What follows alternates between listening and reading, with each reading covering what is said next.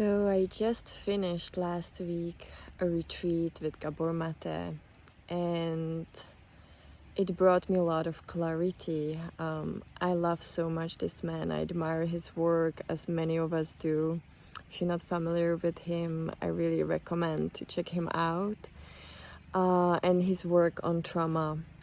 There is something I really realized this time, and is that trauma really shapes our lives and our worldview, and I think it also shapes the way the world at the moment is functioning and what's happening in the world at the moment.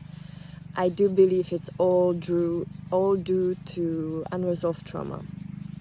I do not believe that humans are evil, or they are not whole and that they're not conscious.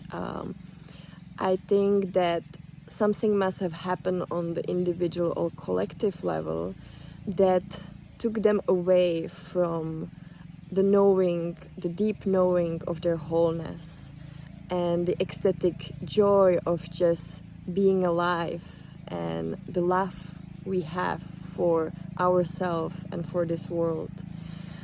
So more and more, I think no politics can save our world. No revolutions or demonstration. I really do believe it takes an individual effort to take responsibility for our unresolved trauma. And I really do believe that at least 80-90% of us carry some kind of trauma. And we went through events in our life, and most of the time when we were little, that really shaped how we then respond to what's happening around us, how we react.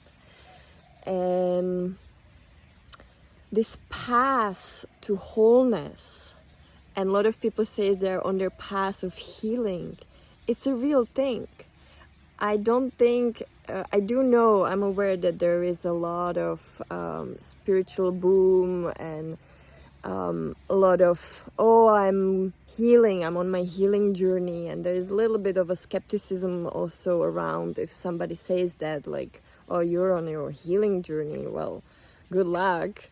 Good luck with doing whatever you're doing. And myself included, I come from Czech Republic, and when I say that I'm on my healing journey, a lot of people, especially like older generation, looks at me and there is some kind of not understanding what kind of healing journey. I mean, you are healthy, you have a body which functions, and they just can't truly get it because there isn't that awareness that we carry so much programs from what happened to us as a little beings, that we really develop this mechanism which is not serving us in the long term, and that's causing then a reflection. That's what we reflect into the world, and then this reflection, and that causes then a collective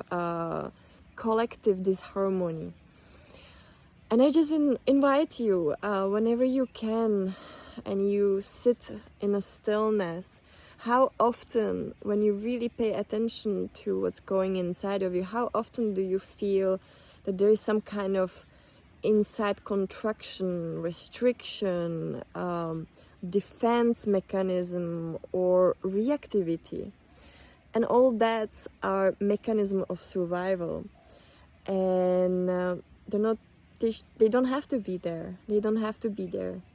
And so I'm very happy that I can also see that a lot of people around me and the younger generations, and also then they are positively affecting their parents and other older generation, that they talk about healing, that they talk about trauma, and that there is this awareness.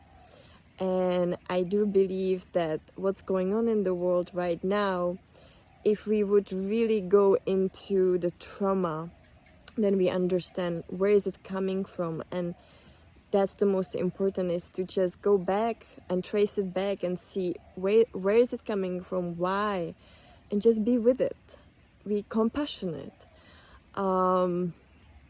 and start the change within ourselves. Not try to fix the other, not try to fix the surrounding, but trying to just work on what's inside of me.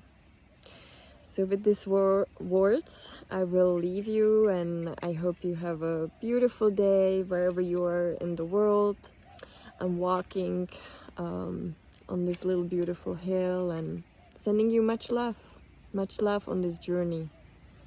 And it requires bravery, so I know it requires bravery, and I'm so proud of you and me and people who does choose to walk this path.